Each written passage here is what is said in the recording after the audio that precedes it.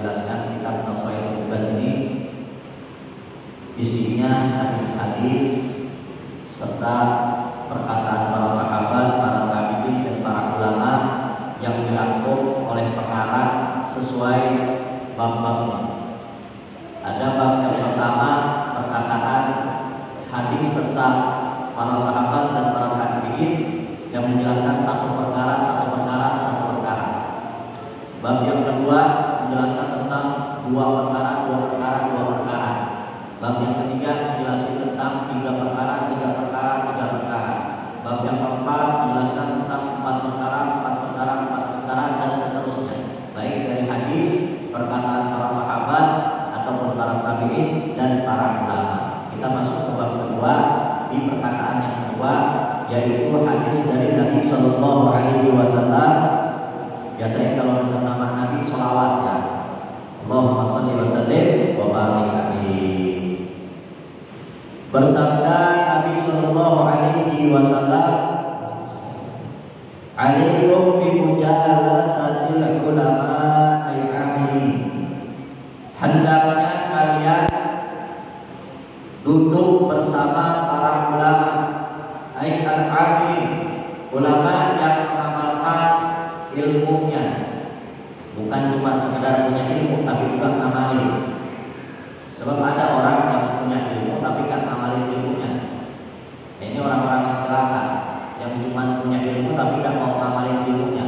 Kata Nabi Shallallahu Alaihi Wasallam, man izdada ilman wa lam yazdad huda lam yazdad minallah illa bu'da.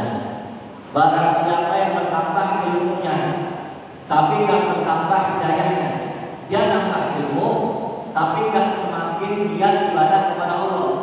Dia nambah ilmu tapi ilmunya gak diamali, maka orang tersebut gak bertambah apa-apa dari Allah kecuali cuma hanya jauh dari Allah Subhanahu wa Ta'ala. Cuma nambah ilmu doang, cuma dibilang punya ilmu, dibilang ulama, dibilang ustaz, dibilang kiai, atau titelnya SH misalnya, SPDI, SUI, SPGU misalnya ya. Cuma titelnya doang, cuma pangkatnya doang, cuma julukannya doang, tapi gak amalin ilmunya. Ini bukan ulama-ulama beneran. Ulama beneran itu yang makin tambah ilmunya, makin banyak juga beramalnya. Itu baru ulama yang beneran. Ulama yang ngajak kita ke surga beneran, bukan ulama-ulamaan yang ngajak kita ke surga-surgaan. Ulama beneran yang Allah sudah sifatin dalam Al-Quran, innama yakhshallahu min ibadihi ulama. Sesungguhnya ulama itu adalah yang paling takut kepada Allah Subhanahu wa Ta'ala. Semakin banyak ilmunya semakin takut sama Allah. Semakin banyak ilmunya semakin giat ibadahnya. Semakin banyak ilmunya semakin menjauhkan maksiat dan perbuatan dosa. Itu namanya ulama beneran.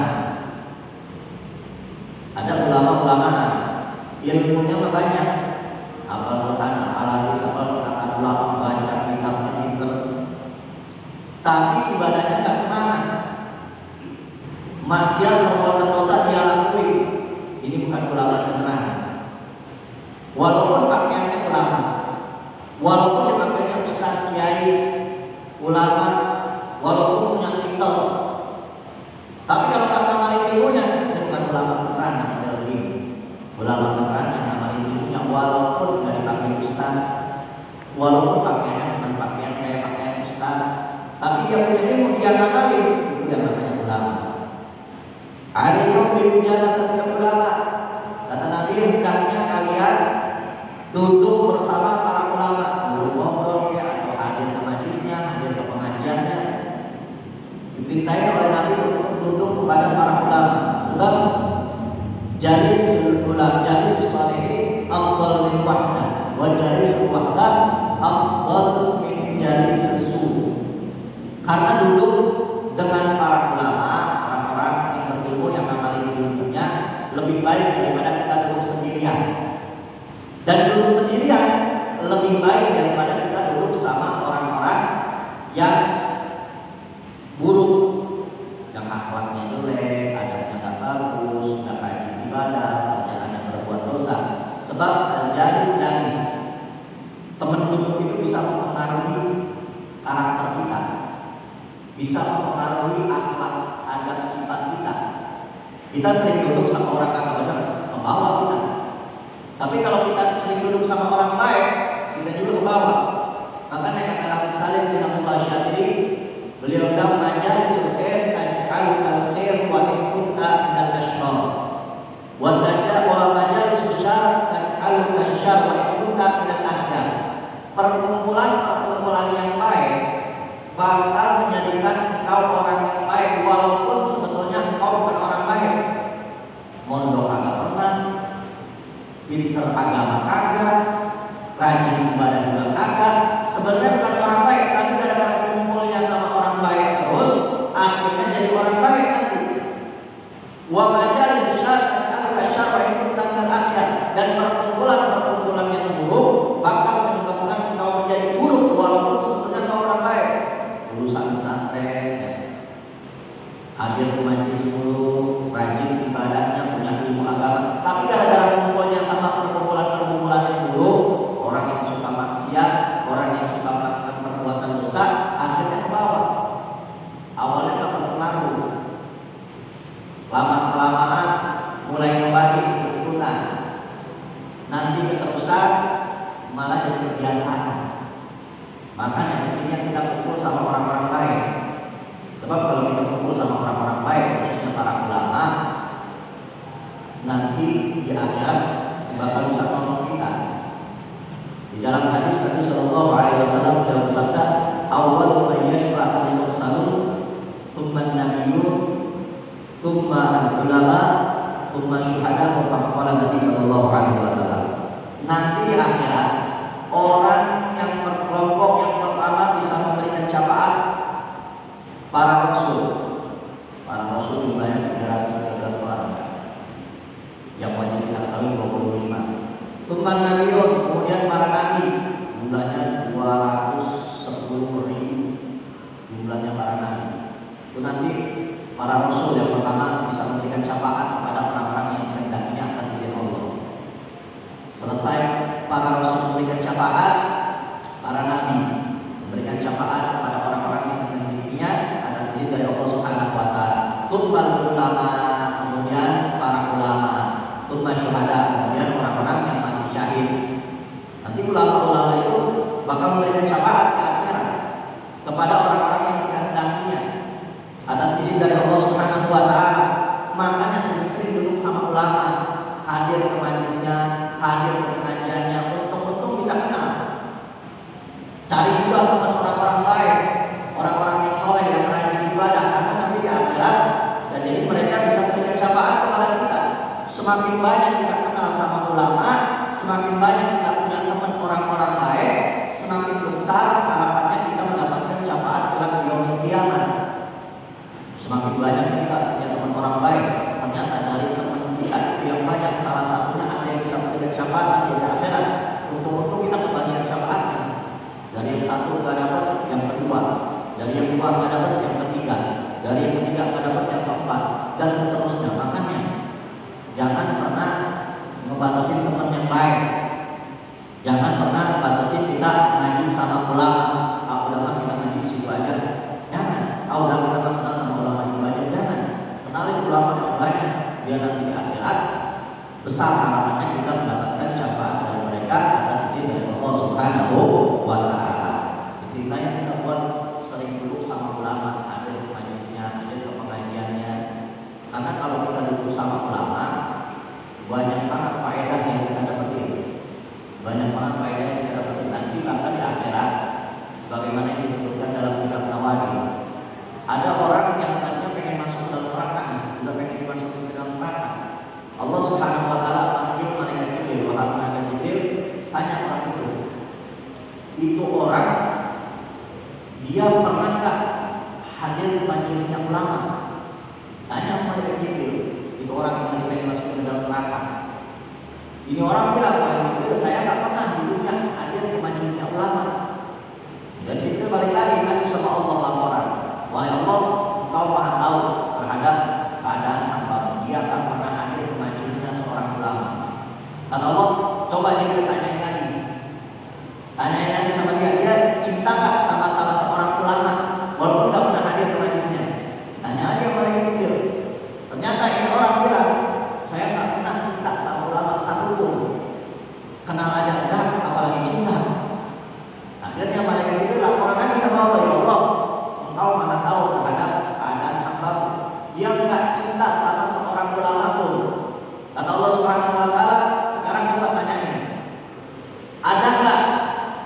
dari keluarganya atau anak keturunannya atau orang-orang tuanya, kakeknya yang namanya itu sama kayak nama ulama.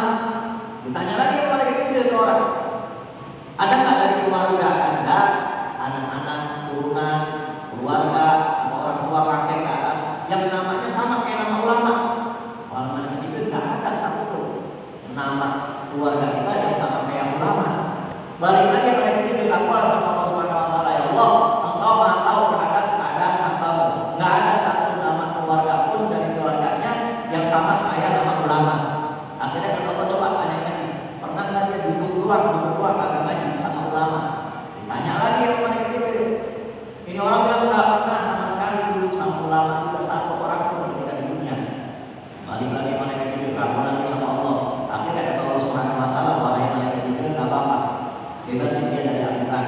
Sebab ini orang dia cinta sama temannya, yang temannya ini cinta sama ulama. Dia memang nggak dekat sama ulama, dia memang nggak kenal sama ulama, nggak pernah dulu hadir majelis ulama, nggak ada keluarganya yang sama namanya kayak ulama. Tapi gara-gara ini orang dia kenal sama temannya, dia teman dekat sama temannya, yang temannya ini cinta sama ulama. Akhirnya atas dasar tersebut Allah Subhanahu Wa Taala mengangkatnya dari neraka. Penting makanya kita duduk dengan para ulama. So, kalau kita duduk sama ulama, kita melihatnya aja udah dapat hikmah, dapat pelajaran. Kita duduk sama ulama, dapat nasihat, dapat doa, dapat pelajaran. Jangankan kita mendengarin perkataannya, ucapannya, melihat gerak-gerik ulama yang ngamalin ilmunya aja, itu pasti ada dasarnya dalam agama. Dia bakal menjalani sunnah-sunnah Nabi Sallallahu Alaihi Wasallam. Minumnya misalnya, ngelihatnya doang, gerak-geriknya, tingkah lakunya, perbuatannya, semuanya ada dasar agamanya, sehingga kita bisa mendapatkan pelajaran dari perbuatannya doang, lihatnya doang. Dia minumnya ikutin sunnah 3 kali nafas, 3 kali nafas. Coba kita dulu sama yang bukan ulama ya, sampai suara belotok ya, 11 lorong, 11 gede habis, kagak baca bismillah, kagak baca doa habis minum.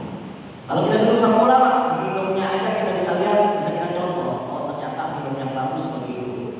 Baca bismillah dulu, selesainya baca doa. Habis itu pakai sendal kanan dulu, melepasnya pakai kaki kiri. Pakaiannya, tingkah lakunya, gerak-geriknya bisa kita contoh. Makannya gimana, yang 3 jari, terus duduknya bagaimana, ngomongnya bagaimana, gerak-geriknya, ilmu semua bisa kita ambil pelajaran kalau kita duduk sama ulama. Jangankan kita mendengarin perkataannya atau melihat perbuatan gerak-geriknya, ngelihat mukanya aja kadang mengingatkan kita sama Allah. Kalau kita melihat orang soleh kadang-kadang ya ulama, kita ngelihatnya doang, kadang-kadang suka ingat Allah, ya Allah, subhanallah, jadi pengen ibadah kalau tiba ngelihat doang.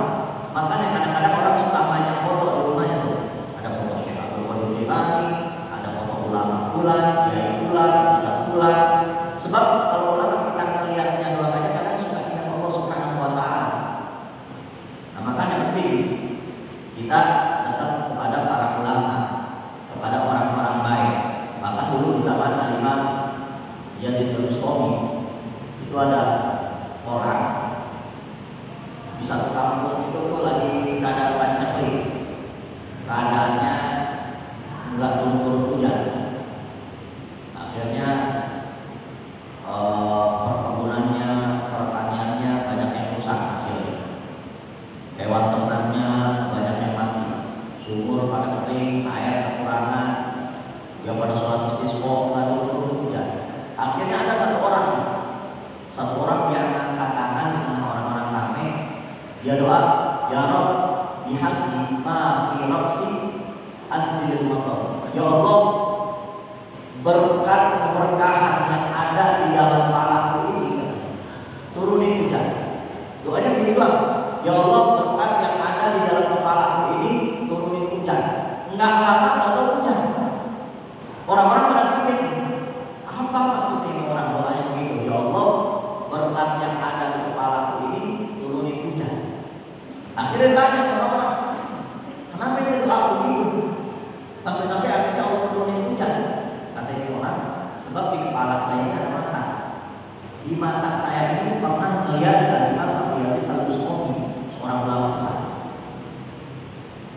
Beliau doa, ya Allah mudah-mudahan karena mata saya pernah melihat Abu Yazid Al-Bustami turun hujan.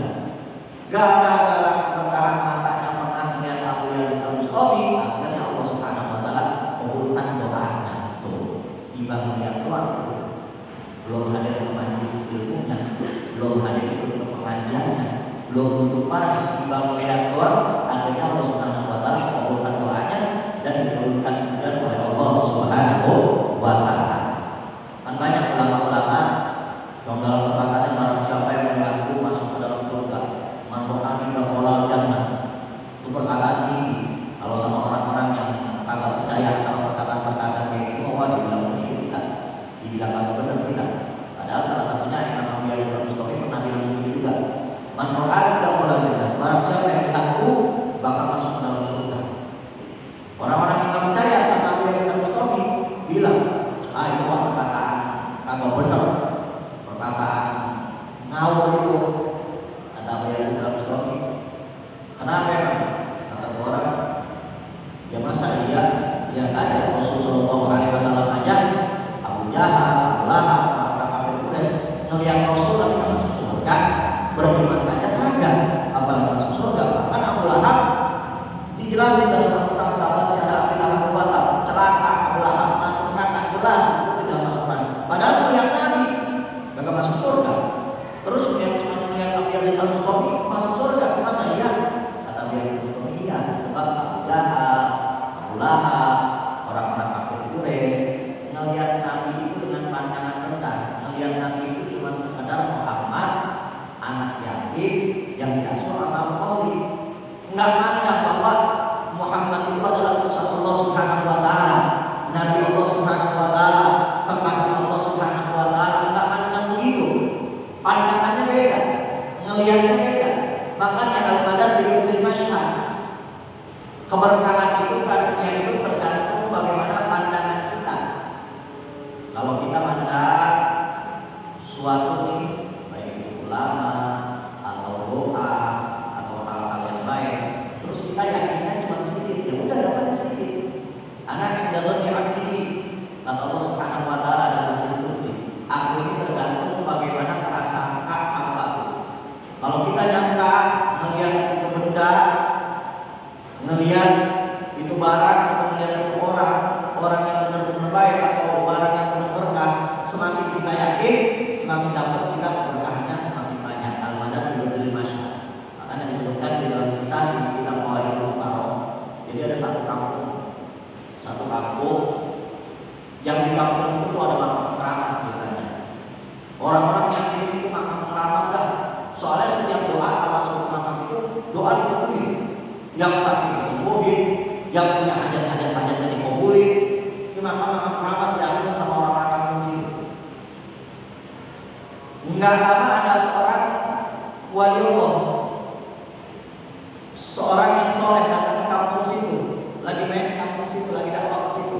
Seorang wali Allah, dia ajak orang kampung situ. Wahai Syekh, ayo sekarang kita ziarah ke makam. Ini makam keramat. Setiap kita doa, orang yang sakit disembuhin. Setiap kita hajat, kita tawasul sama makam itu dikabulin sama Allah Subhanahu wa taala.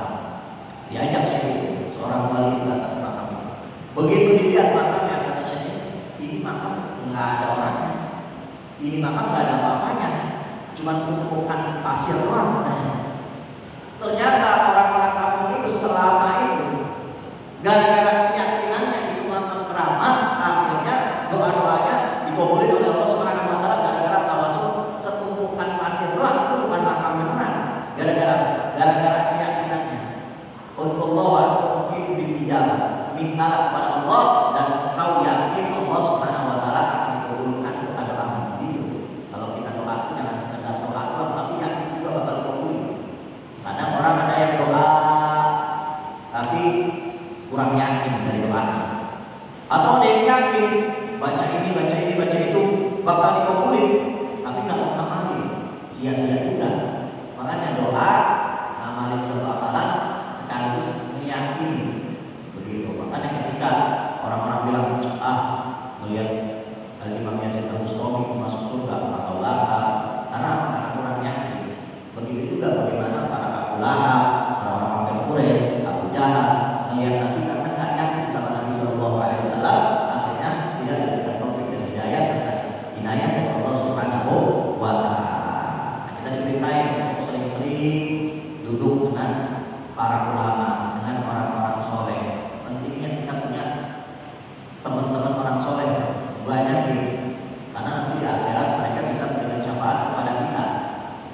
Untung-untung dari yang si A nggak dapat, dari yang si B, dari si B nggak dapat syafaatnya, dari yang si C, dari yang si C nggak dapat, dari yang si D. Terus banyakin orang-orang soleh, banyakin teman orang-orang baik, sering-sering duduk dengan para ulama, biar kita kenal di dunia kita mendapatkan keberkahan, dan di akhirat insya Allah kita mendapatkan syafaatnya. Amin ya rabbal alamin. Alaikum bi mujalasatil ulama, hendaknya kalian sering-sering duduk dengan para ulama. Wastimai kalamil hukama, dan mendengarkan perkataan-perkataan ahli hikmah. Fa inna Allah ta'ala yuhyil qalba maitata bi nuril hikmah, karena sesungguhnya Allah menghidupkan hati yang mati dengan cahaya hikmah. Kama yuhyil arda maita bima'il matar, sebagaimana Allah menghidupkan bumi ini yang telah mati dengan air hujan. Kalau bumi udah nggak pernah hujan, pohon nggak bakal pada tumbuh, hewan pada mati, makhluk hidup pun pada mati kalau nggak ada air. Nah begitu juga hati. Hati itu bisa hidup dengan hikmah pelajaran ilmu agama. Hati kalau 3 hari aja kata para ulama, nggak diisi dengan ilmu, nggak diisi dengan pelajaran, nggak diisi dengan hikmah, 3 hari aja hati bakal mati. Kalau hati udah mati, nasihat dari siapapun nggak bakal masuk. Kalau hati udah mati, ibadah terasa berat. Jangankan yang gede-gede, yang kecil-kecil aja susah banget kita lakuin. Sedekah 30 hari berat banget rasanya. Sholat 5 waktu pulang berjamaah susah banget kayaknya. Pengen ngaji seminggu sekali, sebulan sekali aja berat banget. Kenapa? Karena hati udah mati. Hati itu ada makanannya juga, yaitu ilmu agama. Kalau udah 3 hari nggak diisi itu hati dengan ilmu agama, bisa-bisa mati hati kita. Makanya salah satu faedah diadakannya atau diwajibkannya khutbah Jumat, kata para ulama, biar umat muslim minimal kalau nggak bisa setiap hari dapat ilmu, minimal seminggu sekali dapat ilmunya dari khutbah. Jangan sampai ke majelis taklim nggak pernah, ke majelis ilmu nggak pernah hadir, begitu khutbah Jumat bukannya mendengarin malah tidur kadang-kadangnya. Udah ngaji nggak pernah, ke majelis taklim juga nggak pernah hadir, begitu Jumatan untuk hadir pas khutbah, hadirnya kadang-kadang pas khutbah ya. Kalau pun hadir pas khutbah tidur, itu mati bakal hatinya bakal mati. Nasihat dari siapapun susah. Kalau hati udah mati udah. Kalau hati udah mati udah, ibadah juga berat banget. Kenapa? Kadang-kadang kita berat banget ibadah ya. Melangkahi kaki wajib sholat berjamaah berat banget. Hadir di majelis taklim cuma sejam, setengah jam, 2 jam, kaki udah pada pegel ya, mata pada ngantuk ya, bahwa ada yang munduran menyender ya, berat banget. Dan di rumah ya sambil main karambol, main catur ya, tetangga, main remi, ngumpul ngopi, sampai 5 jam kuat kadang-kadang. Kalau ngaji sejam, 2 jam, setengah jam berat banget. Kenapa? Tanda nanti kita udah mulai kotor. Kalau udah mati udah lebih parah lagi. Nah itu bisa mati. Sebagaimana juga orang kalau nggak dikasih makan 3 hari, seminggu, apalagi sampai sebulan, bakal mati. Begitu juga hati. Hati kalau 3 hari nggak dikasih ilmu, seminggu nggak dikasih ilmu, apalagi sampai sebulan, bakal mati. Hati-hati. Kalau hati udah mati, malas kita bakal ibadah, susah kita terima nasihat, makin jauh kita dari Allah Subhanahu Wa Taala. Alhamdulillah ini. Makanya alhamdulillah di masjid ini ada pengajian rutin setiap minggunya ya, ganti-ganti ustaz. Alhamdulillah ini nikmat dari Allah Subhanahu Wa Taala. Jauh apalagi zaman sekarang, zaman media sosial, zaman perkembangan informasi dan teknologi, ada medsos sosial, gampang kita dapetin ilmu. Tapi perlu hati-hati juga, namanya media sosial umum, siapa aja bisa ngisi. Belum tentu itu ulama benar yang ngisi. Belum tentu sanad ilmu nyambung sampai Rasulullah SAW. Belum tentu apa yang disampaikan itu benar. Makanya walaupun kita belajar di media sosial, tapi seenggaknya kita punya tugas di dunia nyata, guru agama kita. Jangan cuma ngandelin media sosial doang. Gurunya siapa? Syekh Google misalnya ya. Terus ustadznya siapa? Itu ustadznya itu. Terus nggak tahu orang siapa yang ngisi, siapa yang ngisi di Google.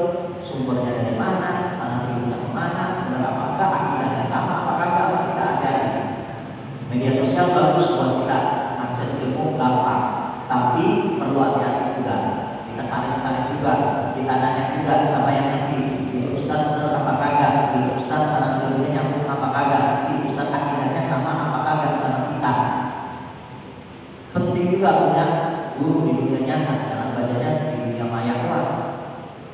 Jangan cuma sekedar belajar agama online, nanti masuk surganya juga via online akhirnya.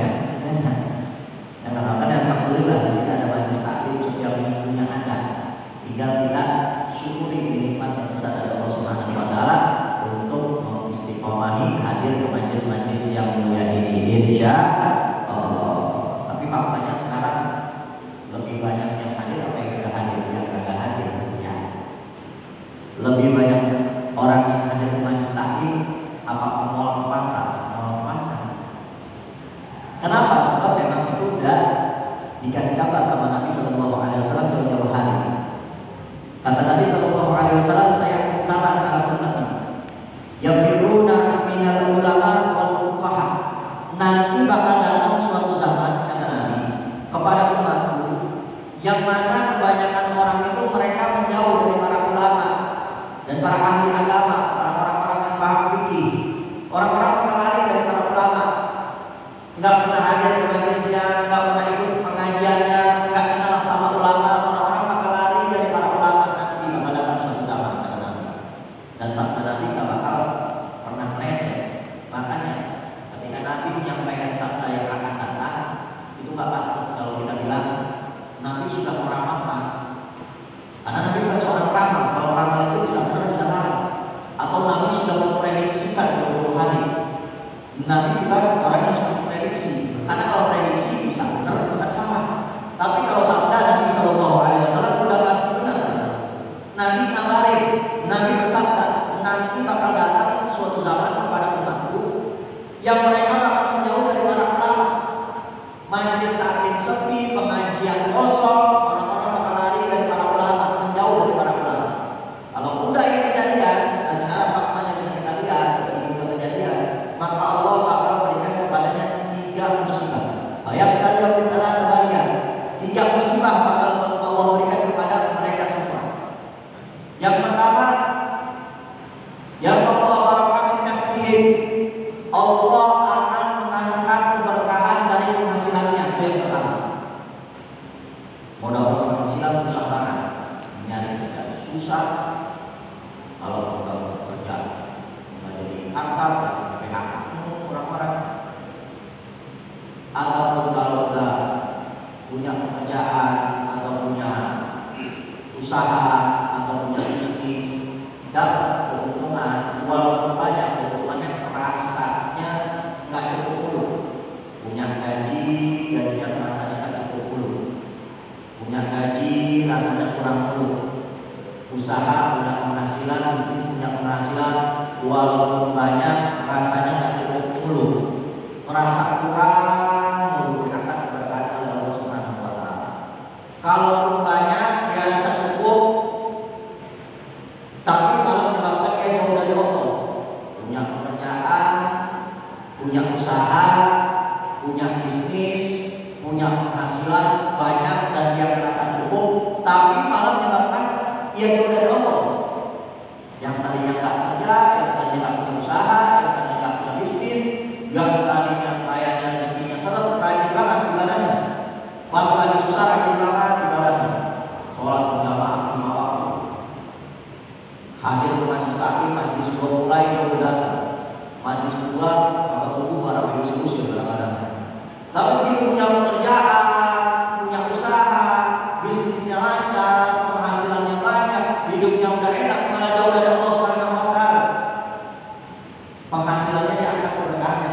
Walaupun punya penghasilan banyak cukup, tapi menyebabkan dia jauh dari Allah. Hidupnya udah enak, malah makin sombong. Hidupnya udah enak, malah makin jauh dari Allah Subhanahu wa taala. Ini yang kelebihannya kayak begini, yang menyebabkan jauh dari Allah. Ini bukan nikmat dari Allah, ini istidraj dari Allah Subhanahu wa taala. Berapa banyak orang-orang yang fasik, ahli maksiat, yang kerjanya berbuat dosa, tapi dapat nikmat dunia kayaknya kelihatannya banyak banget. Rumahnya gedong, mobilnya mewah, duitnya banyak. Padahal orangnya melakukan dosa pun ahli maksiat. Bahkan orang kafir sekalipun tidak bisa lihat banyak. Yang perkara dunianya itu bukan cukup lagi, lebih kadang-kadang. Itu bukan nikmat dari Allah buat dia. Kelebihan yang menyebabkan dia jauh dari Allah itu istidraj dari Allah Subhanahu wa taala. Makanya ketika kita mendapatkan kelebihan, punya pekerjaan enak, punya usaha, punya bisnis lancar, rezeki kayaknya banyak mulu, kita lihat dulu itu semua mendekatkan kita kepada Allah atau enggak. Kalau itu semua menyebabkan kita semakin jauh dari Allah, itu bukan nikmat dari Allah, itu istidraj dari Allah. Dia merasa itu bukan ibadah. Gua nggak sholat, gua nggak puasa, gua nggak pernah hadir di majelis taklim, rezeki gua lancar aja. Lu kayaknya ngaji dulu, yang sholat dulu, ibadah dulu, kayaknya serem banget rezeki lu. Ngapain lu ngaji? Ngapain lu ibadah? Ngapain lu puasa? Lihat gua nih, maksiat dulu, berbuat dosa dulu. Lihat rumah gua gedong, mobil gua mewah, duit gua banyak. Dia ngerasa sedang ilmu Allah. Yuqadimu Allah wa yuqadimu. Dia ngerasa sedang ilmu Allah, padahal Allah Subhanahu wa taala yang sedang membuat dia lalai dari Allah Subhanahu wa taala. Semakin Allah kasih kelebihan yang membuat dia semakin jauh dari Allah, semakin lalai dari Allah, semakin lupa dari Allah, semakin banyak berbuat dosa, semakin besar nanti adabnya di akhirat. Alhamdulillah ini. Jadi itu kelebihan, bukan tanda Allah cinta kepada hambanya, bukan. Kelebihan dalam perkara dunia itu bisa jadi istidraj. Allah sengaja beri kelebihan biar dia makin lalai dari Allah Subhanahu wa taala. Makanya introspeksi diri kita. Kita punya pekerjaan enak, punya bisnis lancar, punya usaha lancar, rezeki kita ada mulu.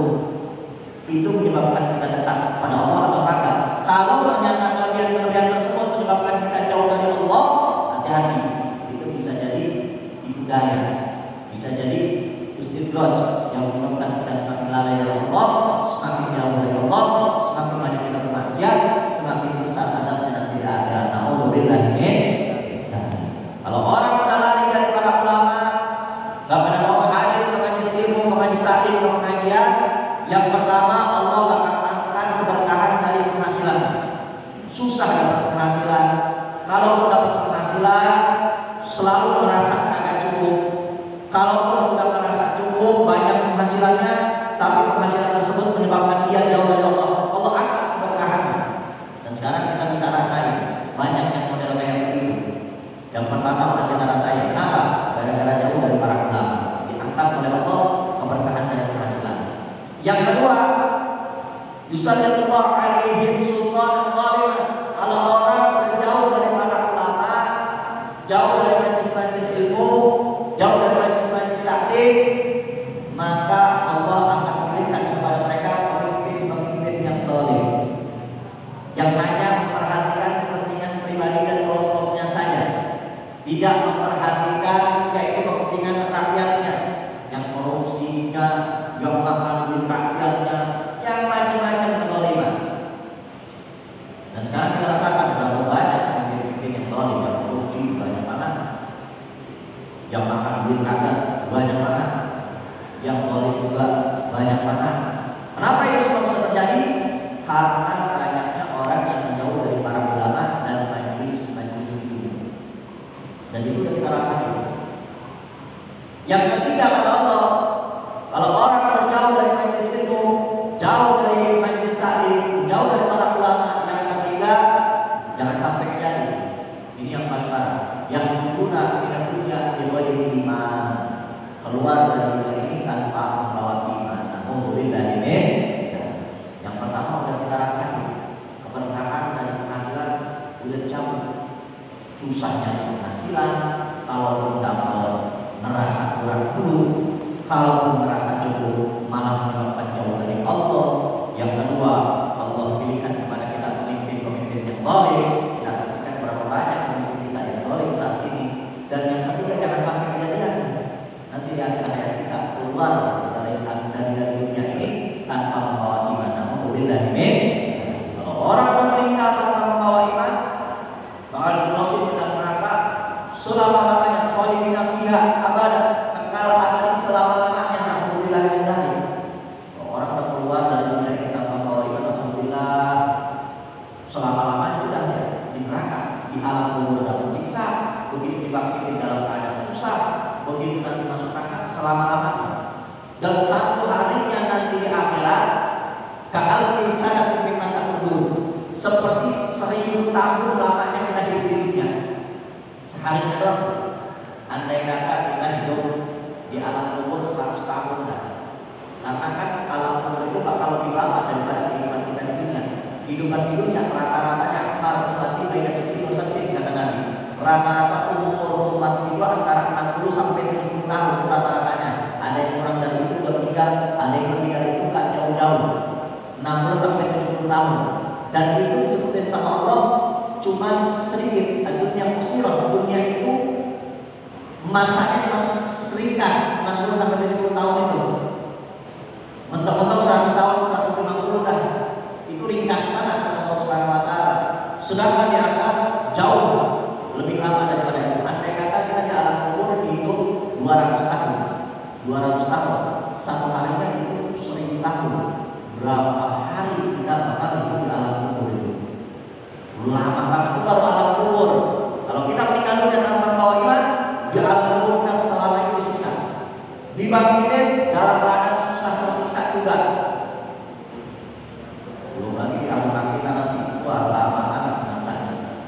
Belum lagi udah begitu tersiksa juga di hari kebangkitan, masuk neraka selama-lamanya. Dan siksaan yang paling ringan sebagaimana yang disebutkan oleh para ulama, salah satu siksaan yang paling ringan nanti di akhirat, sebagaimana orang berdiri di atas bara, yang baranya itu lagi panas-panasnya sampai otaknya itu mendidih. Ini orang merasa bahwa ini pasti siksaan yang paling berat, tapi padahal itu siksaan yang paling ringan dari Allah Subhanahu wa taala. Alhamdulillah.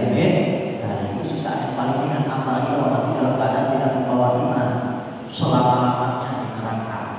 Nah, yang satu merasa itu kita keberkahan sudah dicabut dalam penghasilan. Yang kedua, pemimpin-pemimpin yang zalim kita bisa saksikan begitu banyak. Jangan sampai yang ketiga terjadi dalam kehidupan kita. Bagaimana caranya? Deketin para ulama, hadir di majlis-majlisnya, hadir ke pengajian-pengajiannya. Karena ini sabda Nabi Sallallahu Alaihi Wasallam nggak bakal pernah meleset. Zaman kalau orang-orang udah jauh dari para ulama, menjauh dari majlis-majlis ilmu, majlis-majlis taklim, Allah bakal berikan 3 bencana kepadanya, diangkat keberkahan dari penghasilannya, kemudian diberikan kepada mereka pemimpin-pemimpin yang zalim, dan nanti keluar dari dunia ini tanpa membawa iman. Alhamdulillah. Dari mudah-mudahan Allah Subhanahu wa taala berikan taufik dan hidayah kepada kita semua sehingga kita bisa istiqomah beribadah kepada Allah hingga kita mati dalam keadaan husnul khatimah dan dimasukkan kita ke dalam surga Allah Subhanahu wa taala tanpa hisab. Amin ya rabbal alamin. Nah, itu saja bisa kami sampaikan. Mudah-mudahan bisa dipahami, bisa dimengerti dan bisa kita amalkan dalam